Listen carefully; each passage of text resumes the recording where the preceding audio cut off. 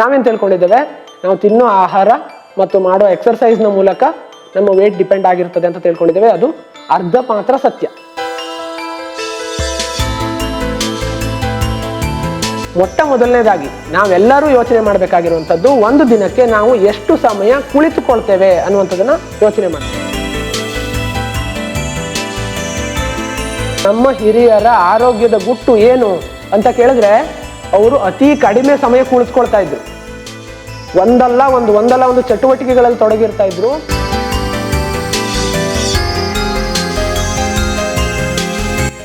ನೀವು ವಾಕಿಂಗ್ ಹೋಗ್ತೀರಿ ಅಂತಾದ್ರೆ, ನಿಮ್ಮ ಮನೆಯಲ್ಲಿ ನಾಯಿ ಇದೆ ಅಂತಾದ್ರೆ ಆ ನಾಯಿಯನ್ನ ಕರ್ಕೊಂಡು ವಾಕಿಂಗ್ ಹೋಗಿ.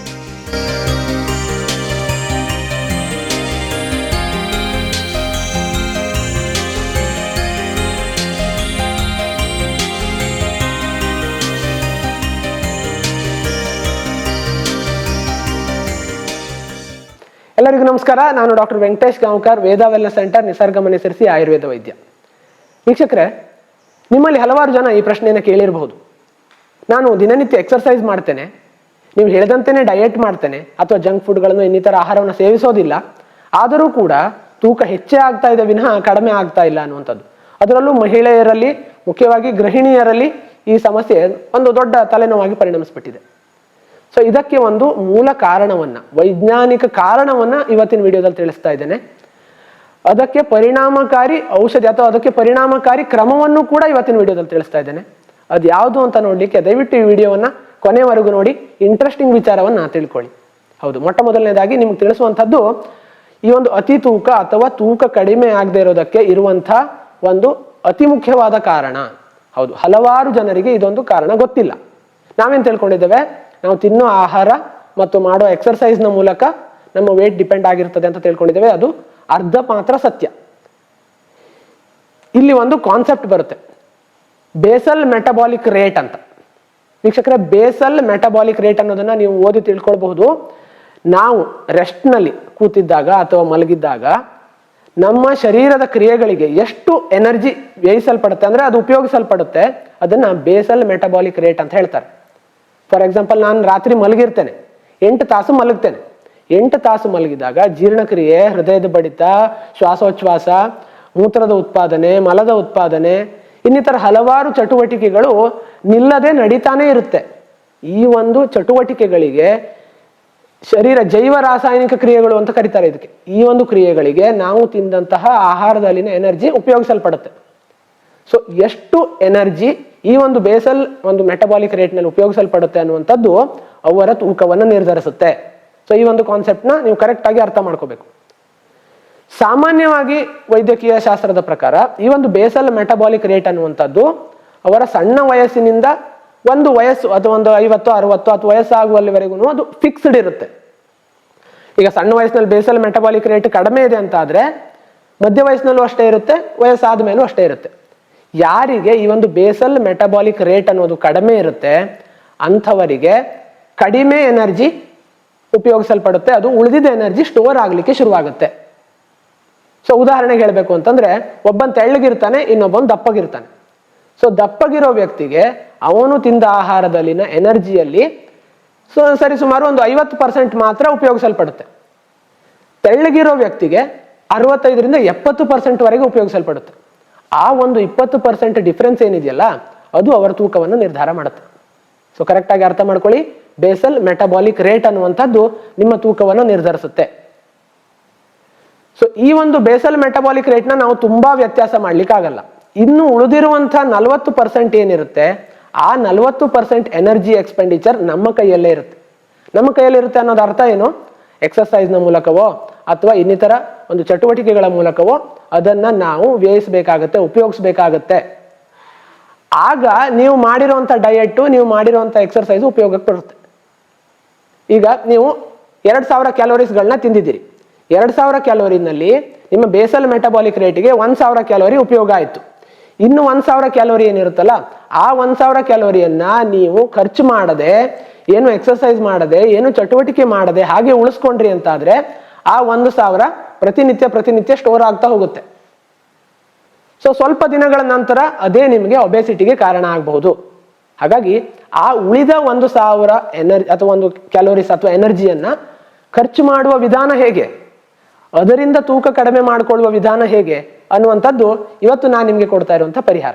ವೀಕ್ಷಕರೇ, ನಾನ್ ಎಕ್ಸರ್ಸೈಸಿವ್ ಆಕ್ಟಿವಿಟಿ ಥರ್ಮೋಜೆನೆಸಿಸ್ ಅಂತಾರೆ, NEAT, ನೀಟ್ ಅಂತ ಹೇಳುವಂಥದ್ದು, ನಾನ್ ಎಕ್ಸರ್ಸೈಸಿವ್ ಆಕ್ಟಿವಿಟಿ ಥರ್ಮೋಜೆನೆಸಿಸ್ ಅಂತ. ಸೊ ಸಾಮಾನ್ಯವಾಗಿ ಒಂದು 20-25% ನಮ್ಮ ಕ್ಯಾಲೋರೀಸು ನಮ್ಮ ದಿನನಿತ್ಯದ ಚಟುವಟಿಕೆಗಳಿಗೆ ಉಪಯೋಗಿಸಲ್ಪಡುತ್ತೆ. ಈ ಒಂದು 20-25 ನಾವು ಸ್ವಲ್ಪ ಹೆಚ್ಚಿಗೆ ಮಾಡಿ 30 ಅಥವಾ 35% ತಗೊಂಡು ಹೋಗ್ಬೇಕು.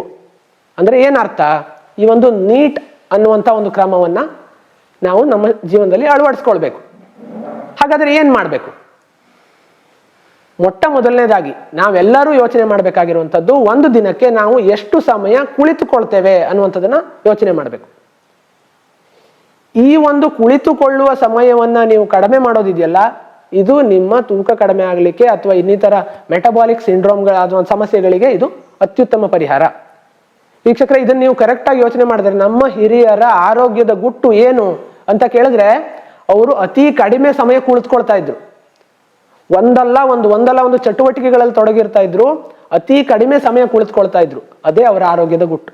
ನಾವು ಇವತ್ತೇನ್ ಮಾಡ್ತೇವೆ, ಬೆಳಿಗ್ಗೆ ಎದ್ದ ನಂತರ ನಮ್ಮ ಚಟುವಟಿಕೆಗಳನ್ನ ಮುಗಿಸಿದ ನಂತರ ಕುಳಿತುಕೊಂಡವರು ರಾತ್ರಿವರೆಗೂ ಕೂಡ ಕುಳಿತುಕೊಂಡೇ ಕೆಲಸ ಮಾಡ್ತೇವೆ.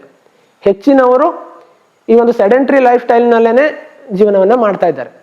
ಸೊ ನಾವು ಟ್ರಾವೆಲ್ ಮಾಡ್ತೇವೋ ಕುಳಿತುಕೊಂಡೇ ಟ್ರಾವೆಲ್ ಮಾಡ್ತೇವೆ, ಊಟ ಮಾಡ್ತೇವೋ ಕೂತ್ಕೊಂಡೇ ಊಟ ಮಾಡ್ತೇವೆ, ಎಲ್ಲದರಲ್ಲೂ ಕೂಡ ಕುಳಿತು ಅಥವಾ ಒಂದು ರೆಸ್ಟ್ನ ಭಂಗಿಯಲ್ಲೇನೆ ಇರ್ತೇವೆ. ಸೊ ಇದನ್ನ ಫಸ್ಟ್ ಕಟ್ ಡೌನ್ ಮಾಡಬೇಕು. ಸೊ ಮೊಟ್ಟ ಮೊದಲನೇದಾಗಿ ನೀವು ಯೋಚನೆ ಮಾಡಬೇಕಾಗಿರೋದು ಏನು, ಕುಳಿತುಕೊಳ್ಳುವ ಸಮಯವನ್ನ ನೀವು ಒಂದು ದಿನಕ್ಕೆ ಎಷ್ಟು ಹೊತ್ತು ಕೂತ್ಕೊಳ್ತೀರಿ ಅನ್ನೋದನ್ನ ಲೆಕ್ಕ ಮಾಡಬೇಕು, ಅದನ್ನ ಕಡಿಮೆ ಮಾಡ್ತಾ ಬರಬೇಕು. ಸೊ ಇದನ್ನ ಹೇಗೆ ಕಡಿಮೆ ಮಾಡುವಂಥದ್ದು ಅನ್ನೋದೇ ಈ ಒಂದು ನೀಟ್.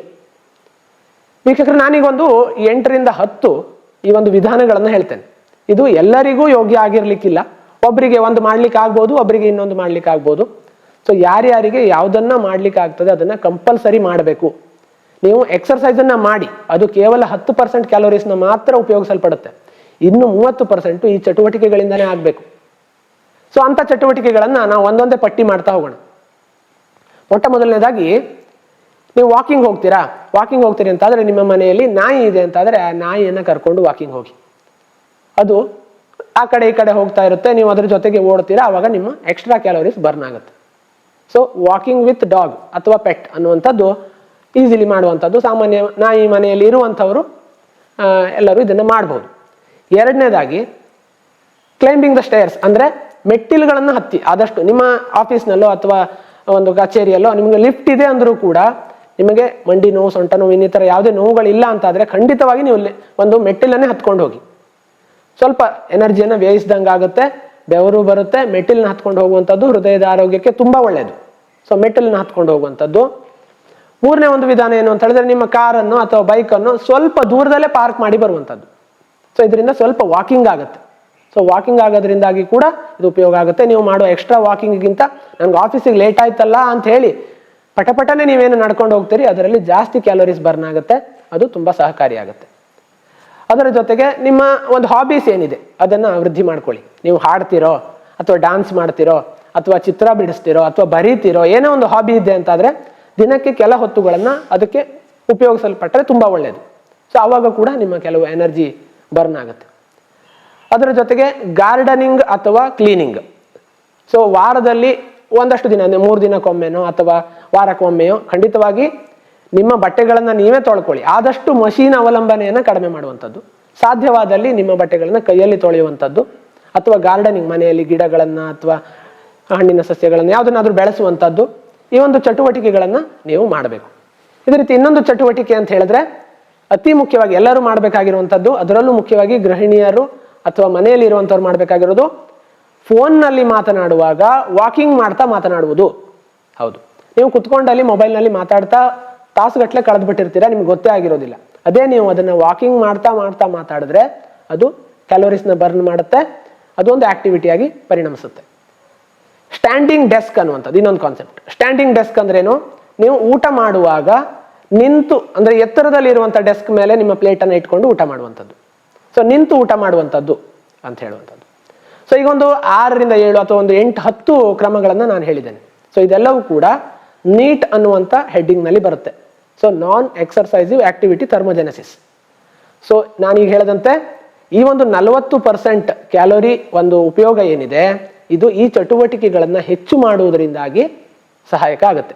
ಈಗ 50%ನಷ್ಟು ಕ್ಯಾಲೋರೀಸ್ಗಳನ್ನ ನಾವು ಬೇಸಲ್ ಮೆಟಬಾಲಿಕ್ ರೇಟ್ಗೆ ಬಳಸ್ತೀವಿ ಅಂತಾದ್ರೆ, ಇನ್ನು 30% ಈಗ ನಾನು ಹೇಳಿರುವಂಥ ನೀಟ್ ಕ್ರಮಗಳಿಗೆ, ಅಂದ್ರೆ ಜಾಸ್ತಿ ಚಟುವಟಿಕೆಯುತವಾದಂಥ ಜೀವನಕ್ಕೆ ಬಳಸಬೇಕು. 50, 30, ಒಂದು 50, 35, ಒಂದು 85% ಆಯಿತು. ಇನ್ನು 15% ನಮ್ಮ ಶರೀರ ಜೀರ್ಣಕ್ರಿಯೆಗೆ ಅಥವಾ ಇನ್ನಿತರ ಚಟುವಟಿಕೆಗಳಿಗೆ ಬಳಸ್ಕೊಳ್ಳುತ್ತೆ.